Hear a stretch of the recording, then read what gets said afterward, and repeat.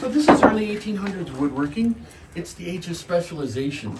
So I'm gonna wait for these nice folks to catch up for the they're spiel. with us, too. All right, good deal. Gotta get the spiel, mate. As a matter of fact, don't tell the insurance company, move that rope and step into the shade for me. It'll be a lot more comfortable. Just put it to the side or hop over carefully. Yeah, do this. And then we can all stand in the shade a little bit better. Trust me, I sympathize. So it's the age of specialization. Skilled craftsmanship is very cheap. Wood's relatively cheap. The expense part is anything metal is incredibly expensive.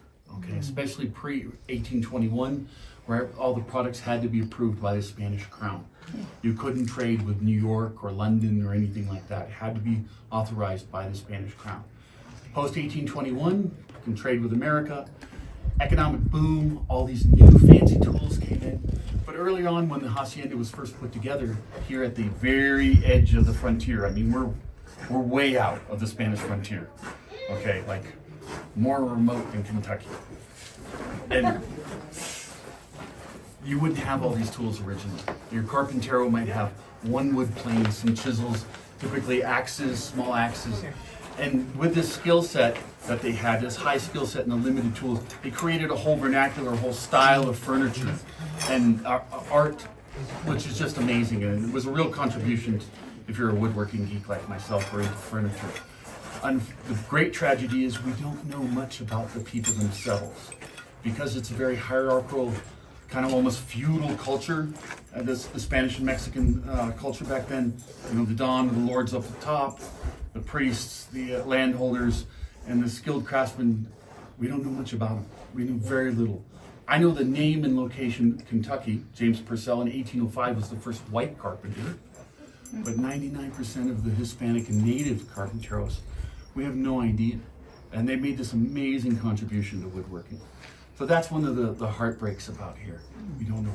Side note, this is the actual wall laid by the Martinez. This is an 1805 piece. And that's the actual adobe brick through here. So their fingerprints are in there somewhere, which is kind of neat. And most of these tools here are either historic artifacts or recreations of those. Some of these have been in my family for 3 generations. And that's kind of neat.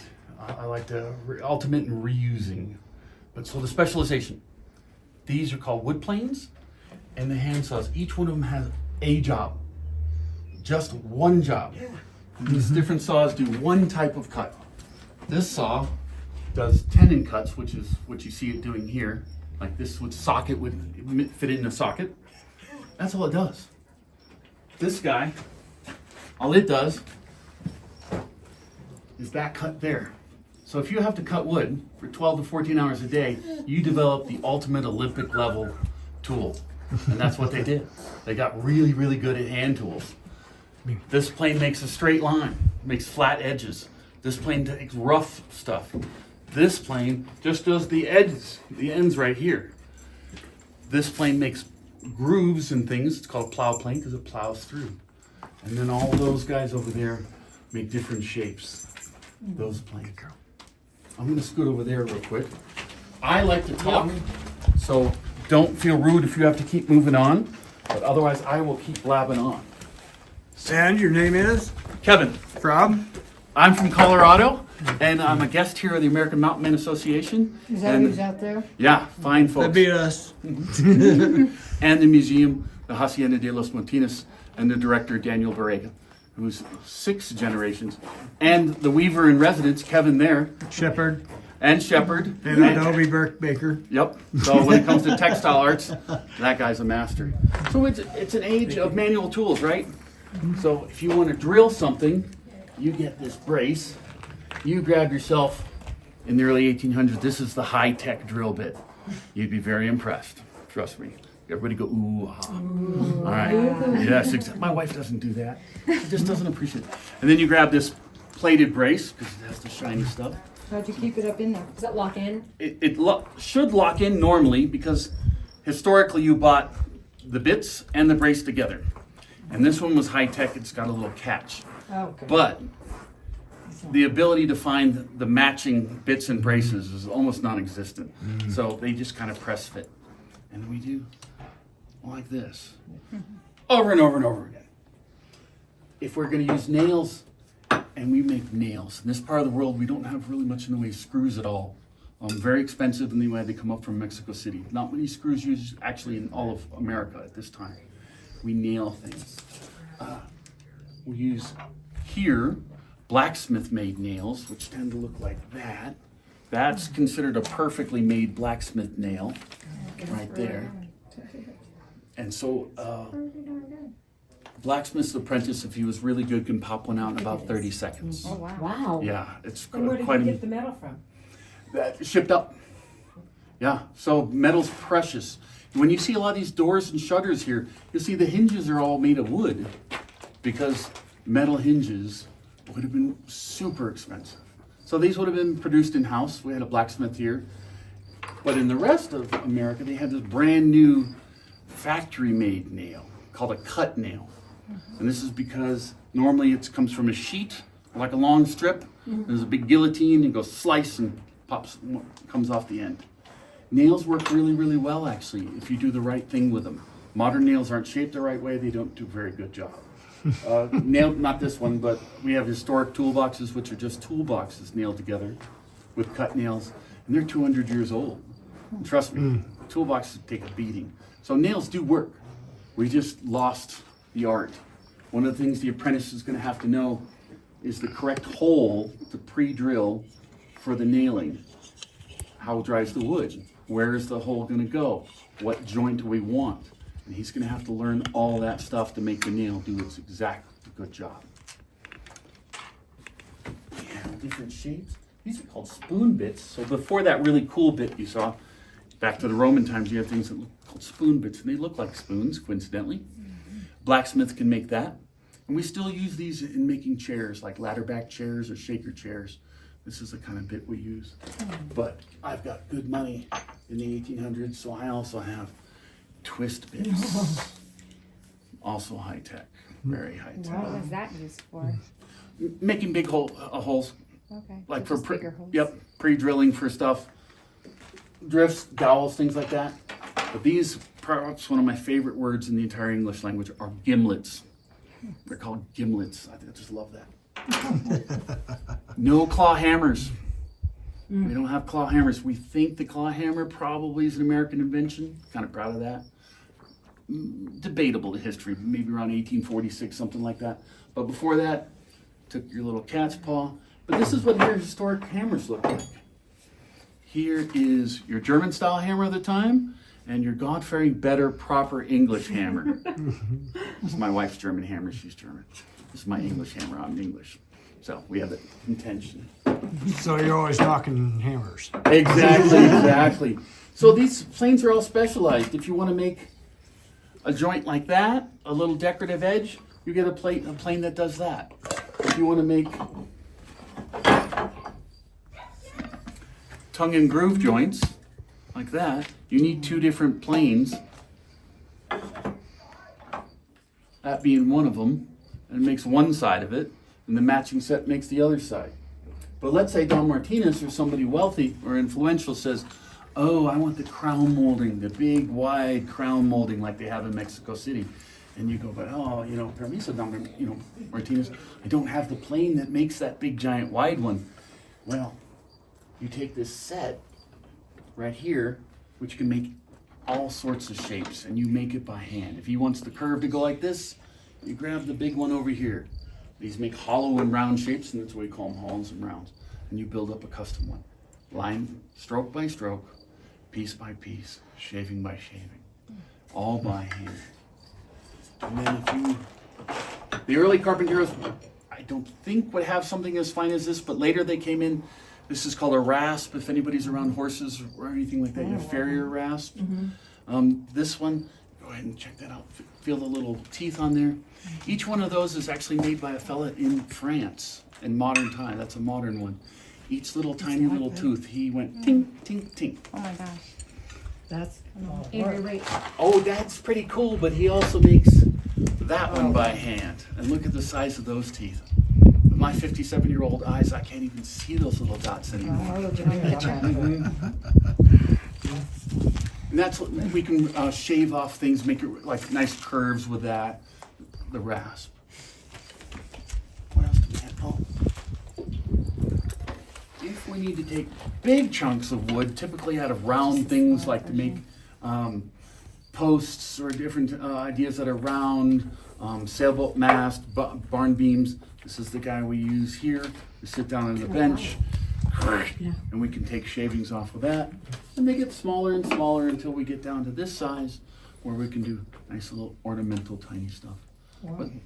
But you get the blade, you build, this is called spoke shave, and you would build this by hand.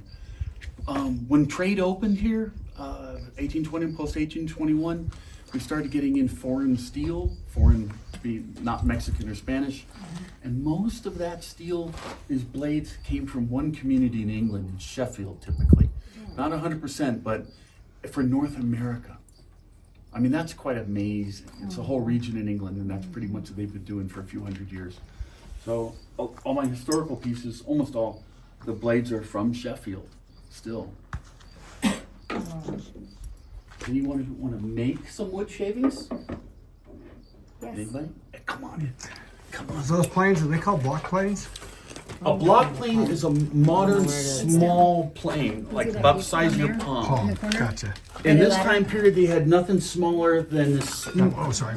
Generally, nothing smaller than that smoothing plane. It's got, Gotcha. and that plane's the final finish.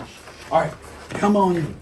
Is everybody out of the sun? We can move these things. Let's stay out of the sun. Tabletop. We're gonna glue up a bunch of pieces, okay, apprentice? All right, you've got just 14 hours to do it today.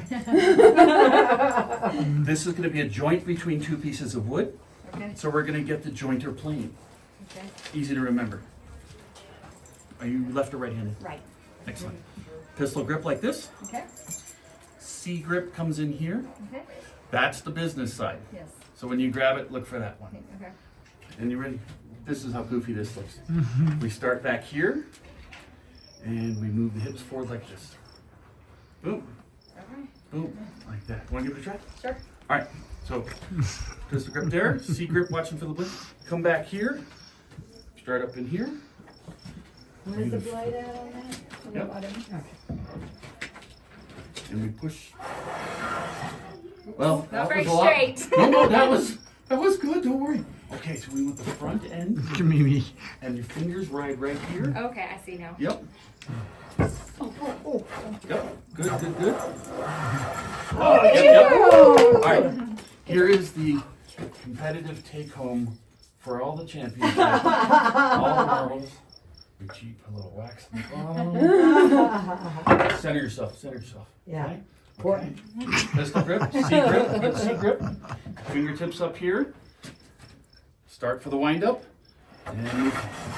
Almost. Almost. Okay. Slower. Yep. There we go. Okay. Yeah. I kind of got it. Good, got the feel now.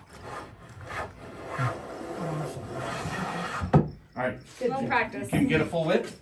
Full length. That's Okay. the money here. That'll keep you off the floor at night. Okay. Whole body. Oh. So close. Reset? One more time. One more Okay. time. Get your whole body You're into not in it. a rush. You can do it. You got it. Stay in control. It's How a lot long? harder than it looks. Yeah. I've only been doing it 40 years.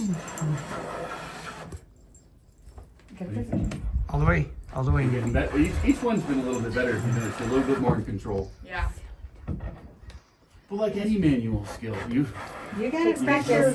do. Yeah, it's not There gonna we be. go. I got it. All right, empty it out so you can get one. You. So you gotta keep emptying that Yeah. thing out too. No, we don't have to worry about that. It If comes for out. speed, it comes out on its own. But if you want to take the good one home, no pressure.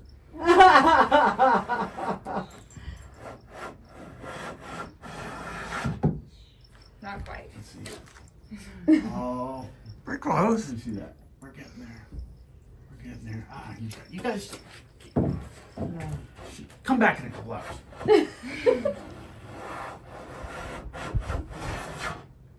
Is it about pressure too? Here, I'll show you what You don't, you you do. don't need a lot of pressure. You don't This need is a lot how of you do pressure. it. You just take this one here. Which you're more than welcome to. Don't be cheaping. You don't have to reach down hard. We're gonna send you back to the kitchen. Yeah. Yeah, that's hard. All right, one more. Okay. Oh look, that was good. I think that was Yeah, I good. think Pretty so. good. Yeah. The most important part is, did it work? Did she make a flat edge that we can glue together? Did she? There you go. There's Okay, the one then we're that's Yes, all in that fact. matters. It's a my good long one. edge. Okay. This then quite that's what literally, I'm matters. not Long making. one, Yeah, there you go. That's yours. Thank you very much. Thank Excellent you. That job. was Thank interesting. you. Okay, 2 years, 364 more days on your apprenticeship. Yeah. Did we talk about glue? No. You guys got time? Yes. All right. No modern glues. It's made out of horse hides, cow hides, and hooves. This glue here. We call it hide glue. We mix it with water, we heat it up in a double boiler here, and it makes a gelatinous goo like You this. mix it with what? What did you Water, do? just water. This is totally edible, totally safe.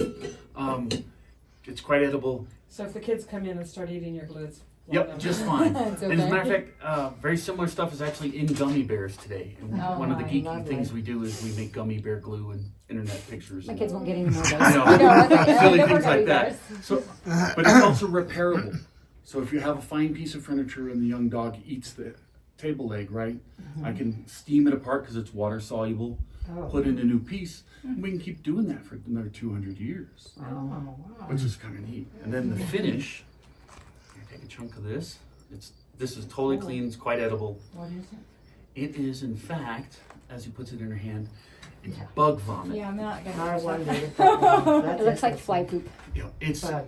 called Is it? shellac, and it comes from the female lac bug, and she excretes it, makes How these big a little bug clumps. are these things? They're small, but they make little clumps in the trees, and then people will come by, pick it, grind it up, and that's what you get. So we mix this with alcohol, it dissolves, and then we can brush it on things like a varnish, type of a varnish. Oh, no, that's really cool. I knew what you were coming up with. That's really cool. It's not very water resistant, so do you remember when your grandma said, don't put the glass on Oh, the yeah. table? Yeah. That's don't where put it it comes back, from. Oh, All right, because it'll make a big ring. yes. And you will pay a lot of money to get a Yeah, furniture that's it. restorationist Yes. to take that ring out. Trust me, get a good one. You're going to get charged through the nose, Yeah. but it's worth it. But you can repair this. So if you have a truly a nice piece of antique furniture or something you just love, and it's finished in shellac, we can keep gently refinishing it for the next few hundred years. What if you didn't have those bugs in your area? Would they ship it to you? So you can buy this now, but in the period it was actually shipped all around the world on sailboats. And where did they have most of these bugs? As far as I know, most of it came from India. I'm not positive on that. Probably should Google that. But yeah, it was one of those things that was traded all around the world. We like being able to ask a question you're not used to getting. Yeah, bring it on, bring it on. Yeah, thank you for your patience. That was very interesting. Thank you. It was. This Yeah, was that That was wonderful, Kevin. Thank you. Thank you.